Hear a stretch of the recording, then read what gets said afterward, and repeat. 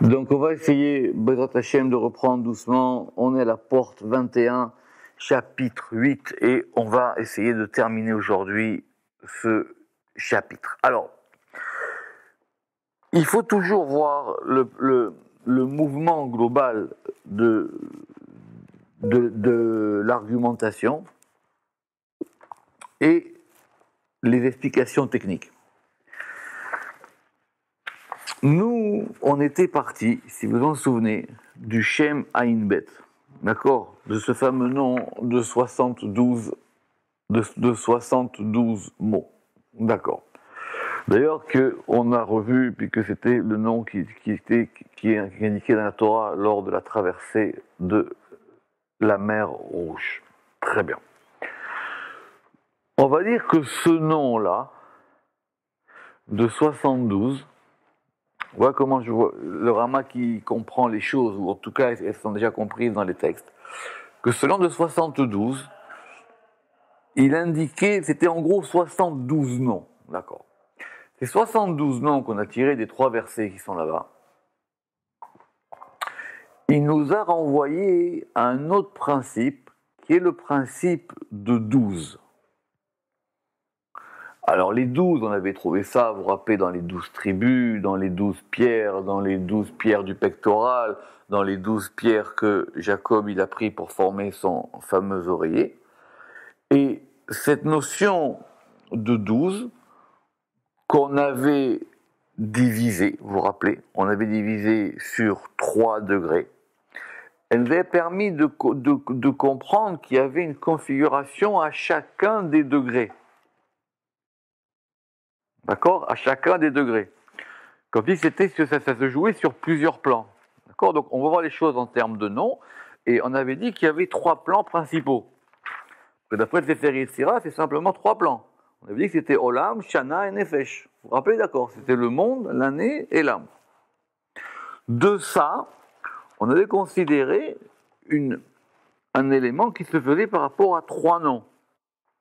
Le Shem Ekeye, qui était lié, il ne faut pas se perdre, le Shem Ekeye, qui était lié à Bina, qui était lié à Olam, le Shem Yud Kevavke, qui était lié à Tiferet, qui était lié à Shana, qui est l'année, et le Shem Ani, qui était lié à la Malchut, en bas. Et maintenant, ces noms, ils se déploient. D'accord ? Ils se déploient. On va arriver sur 72. Vous vous rappelez, d'accord ? Parce que chaque fois, ça passe par rapport à 6 côtés. 6 x 12, 72. Très bien. Mais il avait dit que l'articulation exacte des 72 dans les 12, il dit ça, hein, on n'est pas à même de le faire, sauf si quelqu'un vient nous l'enseigner. Non, ces 3 degrés-là, et on en est là, ces 3 degrés qui correspondent à ces 3 modes, donc on a dit Olam, Shana et Nefesh, qui vont correspondre à Ekeye, Yud, Kevavke, Adni. Très bien. Et tant qu'on était à essayer de comprendre comment ça fonctionnait, on avait considéré 12 permutations pour Ekeye, 12 pour Yud, Kevavke et 24 pour Adni. C'était ça la question qu'on a vue la dernière fois. D'accord ? Bien qu'effectivement, comme ce sont tous des noms de 4 lettres, ils se permutent tous en 24, quoi qu'il arrive. Simplement, on avait enlevé les doublons. Vous vous rappelez ça ? Donc, on avait enlevé les doublons. Et donc, on était resté à cette question-là. Et du coup, le Ramak, il va revenir évidemment sur ce Shem Ayin Bet, mais il s'intéresse maintenant à cette notion de l'articulation. Comment est-ce que ces 12, ils passent à 12 et ils vont passer en 24 ? Et il avait expliqué que tout ça, c'était le principe de l'union du masculin et du féminin. Alors, on va reprendre un paragraphe plus haut. Pour reprendre cette histoire-là. Ve'ata, Raou Shenagdim. Et il dit maintenant, il faut qu'on note en préambule que Tiferet ou Malchut mityachedim. Que Tiferet et Malchut, ils vont s'unir. C'est un paragraphe plus haut. Ou mitdabkim, et ils vont se adhérer, Bekol asfirot ou bechol evarim, dans toutes les sphirot et dans tous les membres supérieurs. Pas amim kulam yachad, des fois ils sont tous ensemble, ou pas amim bemakom miyuchad, et quelquefois ils sont sur un seul endroit. Comme c'est expliqué par rapport à la tfila. Pourquoi? Parce que c'est le même ordre qu'il y a dans la prière. Par exemple, tfilat hashachar, par exemple la prière du matin. Mechuna le Abraham, qui est lié à Abraham. D'accord? Vous savez qu'il y a une grande discussion pour savoir d'où est-ce que viennent. Alors, pas l'obligation de prier. L'obligation de prier, le Rambam, il pense qu'elle est de la Torah. Mais maintenant, de savoir d'où est-ce que viennent les trois prières. L'institution des trois prières journalières, c'est une discussion connue dans la Gemara, et il y a deux avis, et les deux avis, ils s'entendent. C'est soit on dit que ça provient des patriarches, Abraham, il a fait Shacharit, Yitzhak, il a fait Mincha, et Yaakov, il a fait Arvit, ou soit ça vient des sacrifices, parce qu'il y avait trois sacrifices quotidiens. En fin de compte, il y en avait que deux, mais il y en avait un qui restait toute la nuit. D'accord? Très bien. Donc le matin, il correspond Shacharit, etc. En fin de compte, ça dépend comment on voit les choses, quoi. Est-ce qu'on voit les choses par rapport à un ordre du temps des sacrifices, et par rapport à cet ordre du temps des sacrifices, on a institué la prière. Mais la difficulté étant que, alors quand ils avaient les sacrifices, ils ne priaient pas. Et si demain il y a les sacrifices, nous on ne priera plus. Alors bon, alors ça rentre dans des questions plus compliquées. Et si on voit que c'est lié par rapport aux patriarches, Abraham, Yitzhak et Yaakov, donc ça correspond à trois principes. Et ces trois principes, ils s'insèrent dans le temps. C'est ça l'histoire, ça s'insère dans le temps, c'est journalier. Chaque jour, ça recommence. Très bien. Alors, ici, évidemment, le Ramak, il voit ça par rapport aux patriarches. Qui? Tefilat hashachar mechuna le Abraham. Parce que la prière du matin, elle est liée à Abraham. Très bien.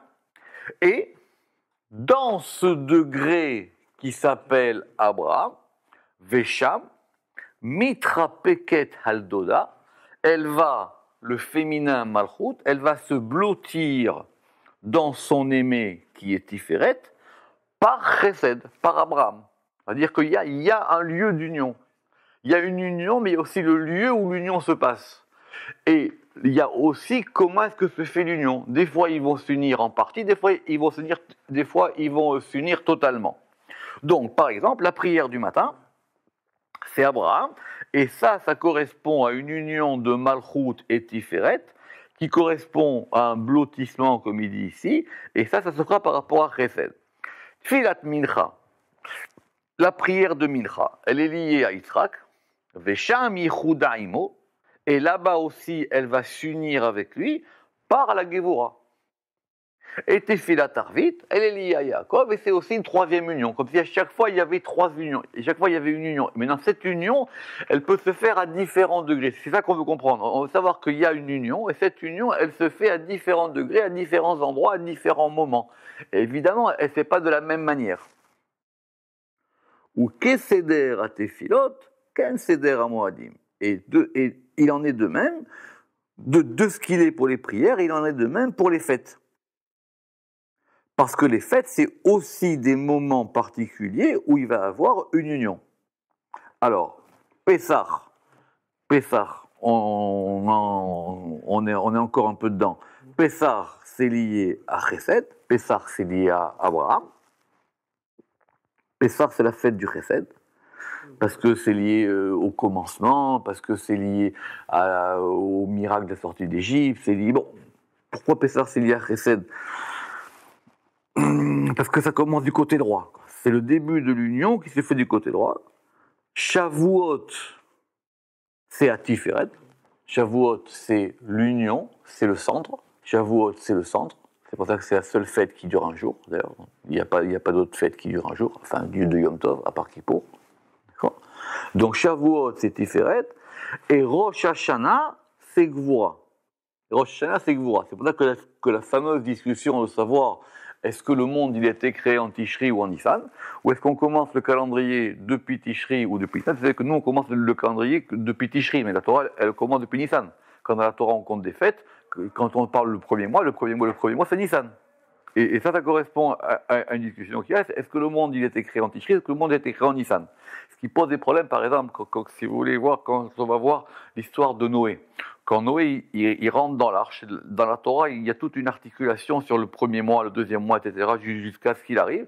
Et là-bas, la discussion, c'est savoir est-ce qu'on a compté l'arche de Noé depuis Nissan ou depuis Tishri. Mais en tout cas, c'est-à-dire que si on dit que la discussion, elle est-ce que le monde, il a été créé ou est-ce que les choses commencent depuis Pessah ou depuis Rosh Hashanah, évidemment, c'est soit ça commence du côté de Chesed, soit ça commence du côté de Gvura. Et nous, effectivement, on commence l'année du côté de Gvura. Sukkot, Pessah c'est Chesed, Shavuot c'est Tiferet, Rosh Hashanah c'est Gvura, Sukkot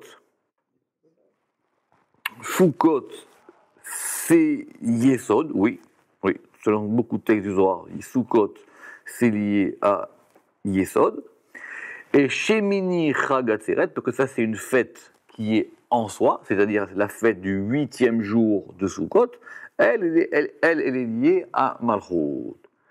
Et il a rajouté encore 2 autres fêtes, Hanouka et Purim. Hanouka, c'est lié à Netzach, et Purim, c'est lié à Od.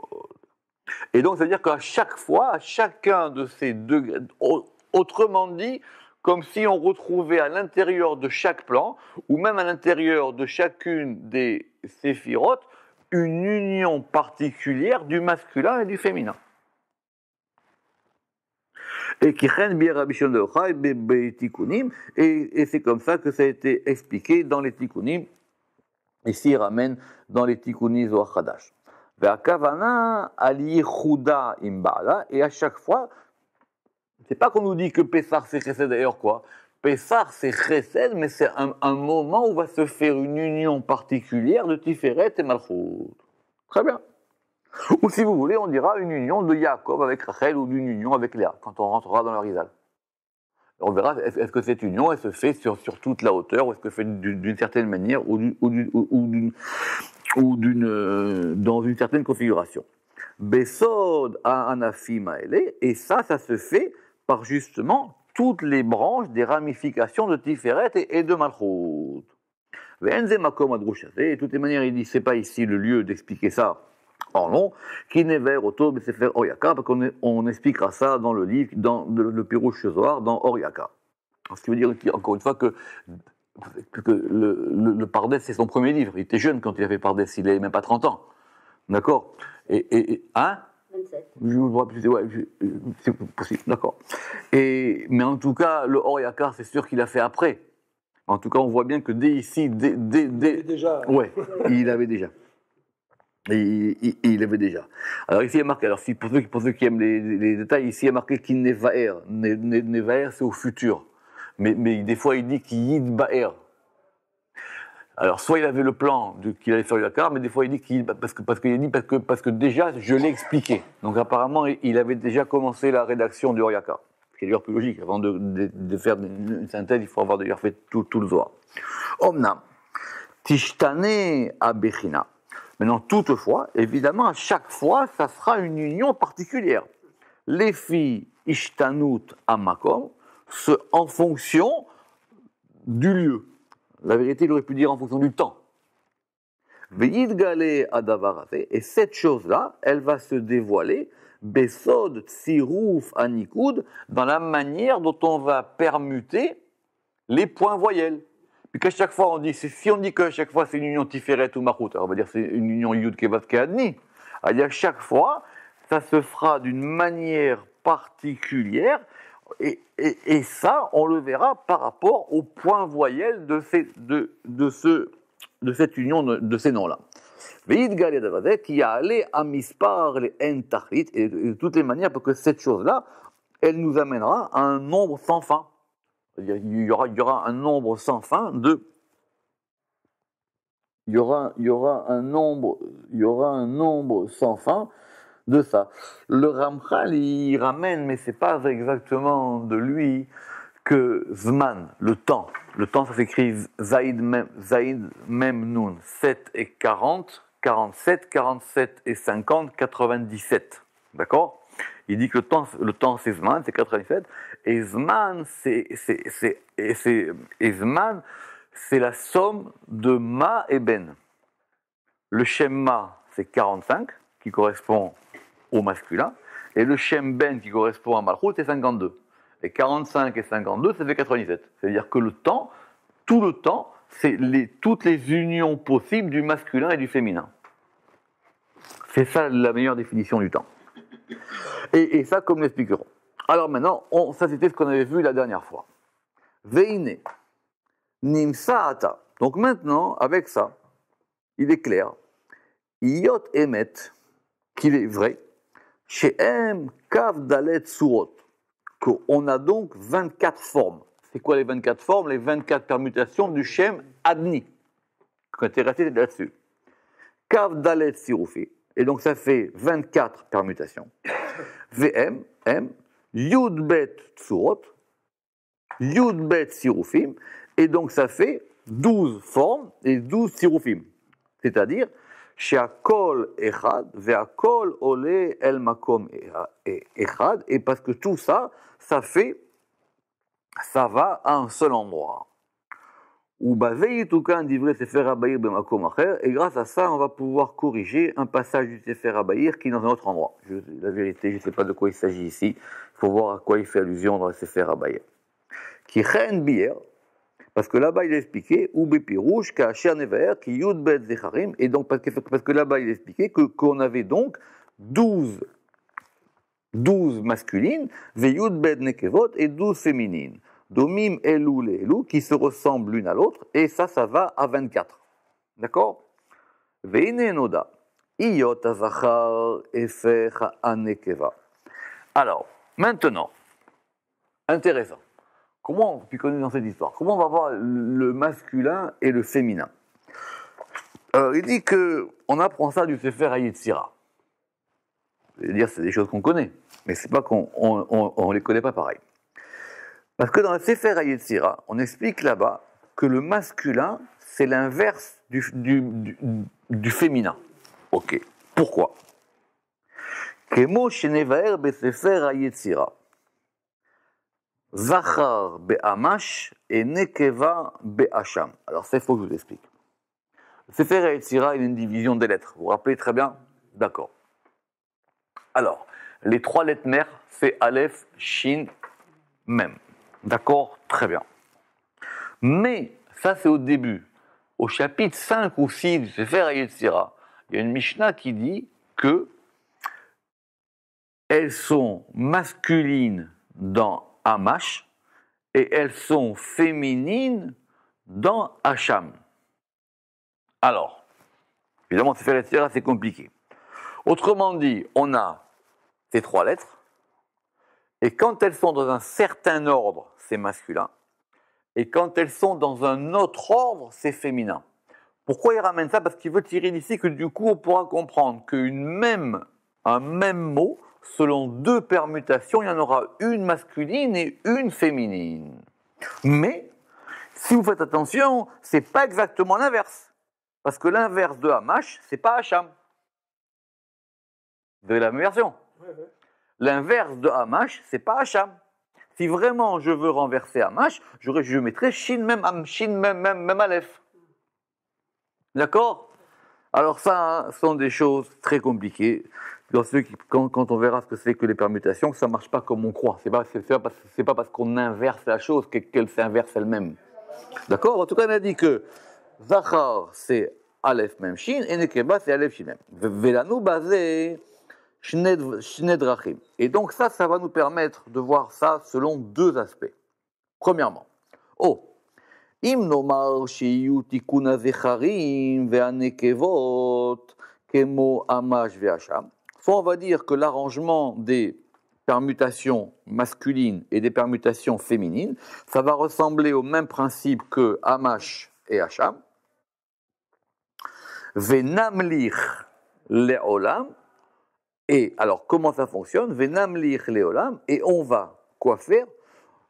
Pour indiquer qu'une permutation, elle est masculine ou elle est féminine, on va faire régner. C'est quoi ça, régner? Namlich, c'était une Mishnah dans le Sefer HaYetzira toujours, parce que là-bas, le Sefer HaYetzira, il dit que comme permutation, vous vous rappelez, on l'avait rappelé, c'est-à-dire qu'une lettre devient reine. C'est quoi? Enfin, qu'elle devient roi. C'est-à-dire quoi? On l'avait vu même plus haut. C'est-à-dire quoi qu'elle devient reine? C'est-à-dire qu'elle est en début de mot. C'est ça que on va la rendre roi. Venam lir leolam, ot achat berosh azachar, ve'anekeva. Et donc on va toujours considérer que la première lettre, elle bouge pas. Venam lir leolam, ot achat. On va faire régner une lettre, berosh azachar, à la tête, au commencement du masculin, ve'anekeva. Deaïnu ot me'aruach, c'est-à-dire une lettre dans l'esprit où se trouve Azachar et dans lequel se trouve le Nekeva. C'est technique. Quand on a dit qu'on prend deux mots, on prend trois lettres, il a pris l'exemple du Sefer Yetzira, d'accord? Donc je répète, on a dit que les trois lettres, quand elles sont masculines, elles s'appellent Aleph Mem Shin. Et quand elles sont féminines, c'est Aleph Shin Mem. On a bien donc deux mots. Ces deux mots, ils commencent tous par la même lettre. Donc ça veut dire qu'on a un point, et sur ce point-là, il y en a un qui est masculin et un qui est féminin. Donc il dit, on considère que la première lettre, elle ne bouge pas, parce qu'elle indique la situation dans laquelle ils sont. Et dans cette situation-là, il y a un côté masculin et il y a un côté féminin. Mais la première lettre ne bouge pas. Parce que la première lettre, elle indique la situation dans laquelle on est, par rapport aux permutations. Vous suivez ou vous ne suivez pas? Parce que si... Non, si vous avez un mot, ce mot, vous allez le permuter. Dans les permutations, il y a des permutations qui vont commencer par la même première lettre. Très bien. Par exemple, quand je reprends, prenez la page d'avant. Si vous prenez par exemple les permutations de Ekeye, les permutations de Ekeye, vous voyez bien qu'il y en a qui commencent par Aleph, d'autres qui commencent par E, d'autres qui commencent par Yud, d'autres qui commencent par E. D'accord ou pas? Très bien. Ok. Alors il dit maintenant, on va considérer que ces quatre sous-permutations qui commencent par la première même lettre, elles indiquent un degré. Dire dans la permutation, on a un niveau. Dans ce niveau-là, on va avoir que des mots qui commencent par la même lettre. Donc ça va indiquer déjà une situation qui fait que tous ces mots commencent par la même lettre. Très bien. Maintenant, dans ces mots qui commencent par la même lettre, on va voir maintenant que de ces mots qui commencent par la même lettre, certains seront masculins par rapport à d'autres qui seront féminins. D'accord ou pas? Très bien. Alors, Venam lir leolam, ot achat berosh azachar ve'anekeva, de'ainu ot, c'est-à-dire la lettre, mais à ruach shebo azachar ou bo anekeva. Et c'est-à-dire dans l'esprit où sont ce masculin et ce féminin. Il est en train d'expliquer qu'une union, ça ne veut rien dire. Une union, ça se fait par rapport à un endroit, par rapport à un moment, par rapport à un temps. Le plat que j'ai mangé hier, il ne ressemble pas au plat que j'ai mangé aujourd'hui. Le Ramak, il dit, pourquoi on fait la prière tous les jours? Et ça y est, c'est bon, j'ai fait la prière hier. Le matin d'aujourd'hui, ce n'est pas le même que le matin d'hier. Ce n'est pas le même que le matin de demain. D'accord? Et maintenant, le matin, l'après-midi ou le soir, et etc. Et si on veut après diviser, même dans toutes les particules du temps. Deainu, kegon, im anu beruach mizrahi. Si maintenant, on est... Alors, ce qu'il a appelé ici le roi, ça veut dire par rapport à un des degrés ou par une des situations spatiales dans laquelle on est. C'est-à-dire, si maintenant, on est du côté est, d'accord? Très bien. Ça veut dire autrement dit, ces unions-là, elles vont se faire à chaque fois, il a dit, à un endroit différent. C'est très compliqué, j'essaie de vous expliquer ça, en tout cas ce que j'ai compris.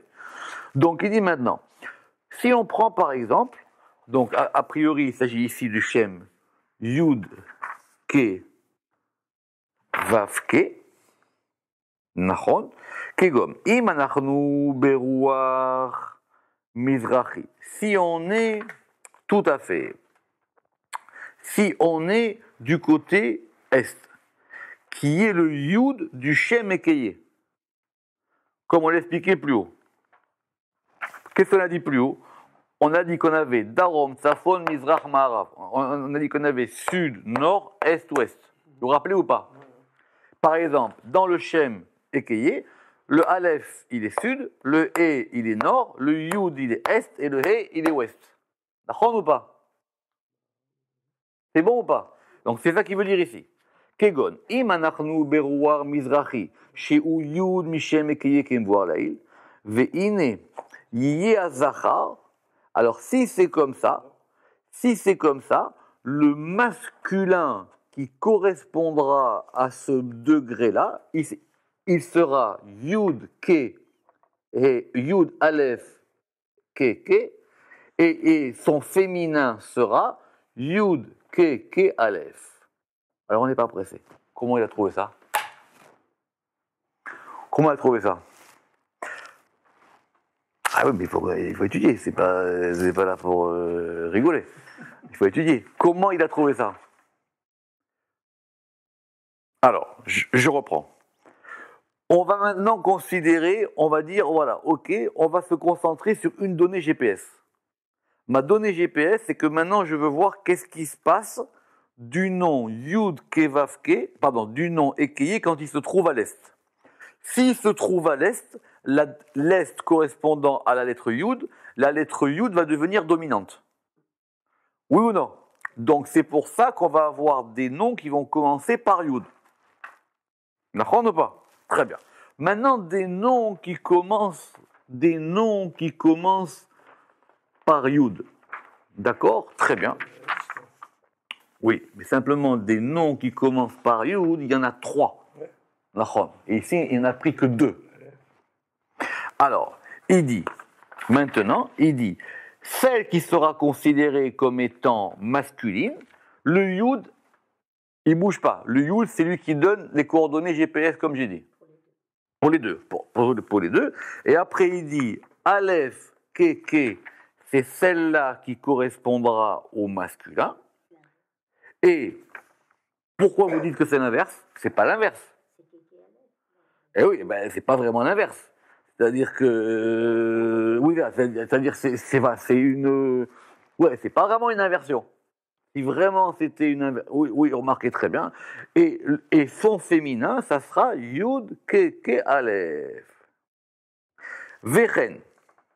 Et de même, on continue. Im Azachar. Et si maintenant le masculin était Yud, on est toujours dans la prédominance Yud, hein.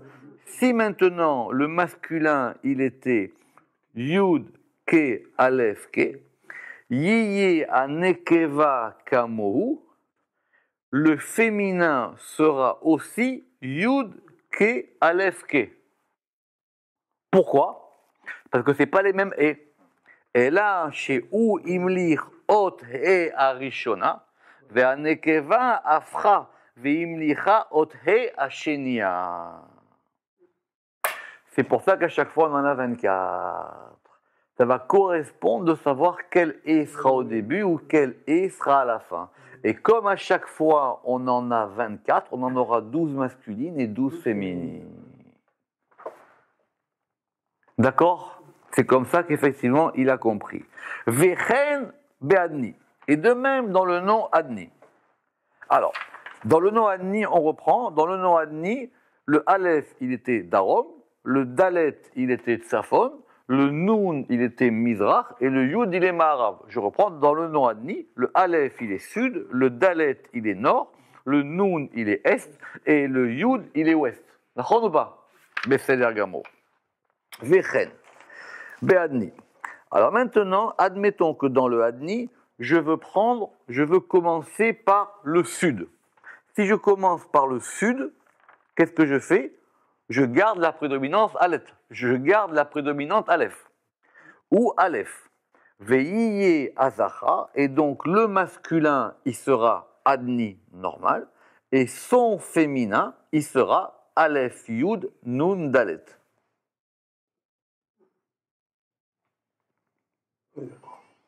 Ve'im Azacha. Et si le masculin, il est Aleph Dalet Yud Nun, son féminin, Yanekeva, Aleph, Nun, Yud, Dalet.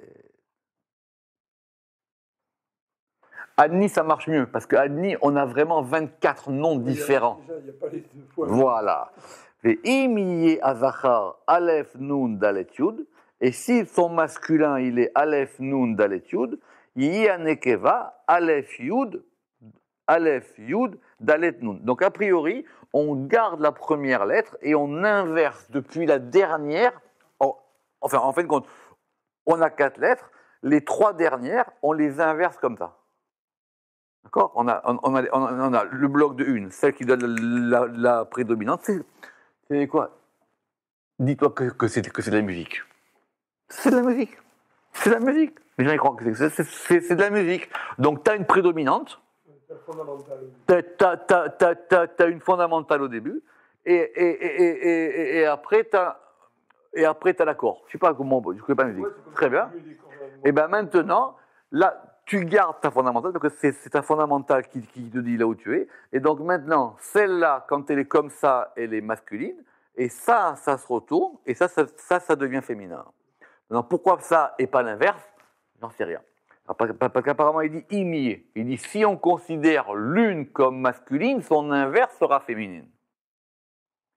Ve'imiye azachar, je reprends. Et si maintenant... Ou si maintenant on dit que la masculine elle sera Aleph, Nun, Dalet, Yud, eh bien la féminine elle sera Aleph, Yud, Dalet, Nun. C'est exactement ça. On les a inversés. Vezeu derer echad. Ça c'était la première manière de voir les choses pour distinguer le masculin du féminin dans les 24 sirophim. Oh, imnomar. Ou alors, on peut dire autre chose. Yud bet sirufi mamash nekevot. On a 12 permutations qui sont féminines, peu importe leur fondamentale.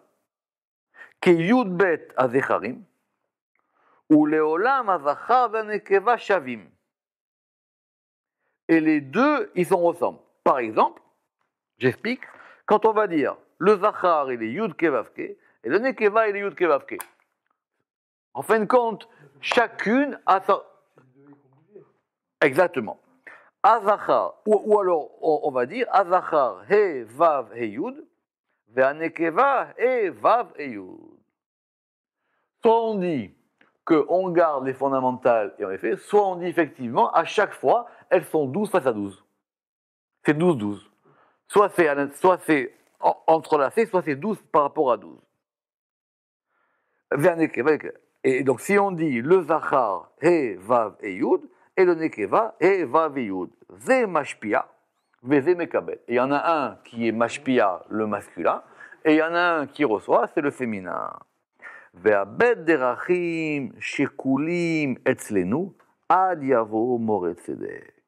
Et ces deux voix, pour nous, elles sont pesées de la même manière, jusqu'à ce que quelqu'un soit capable de nous expliquer. Jusqu'à ce que vienne quelqu'un qui soit un maître de justice pour nous expliquer ça. Veraïnu, les chalek aynanazé, od les perek bifne atzmo.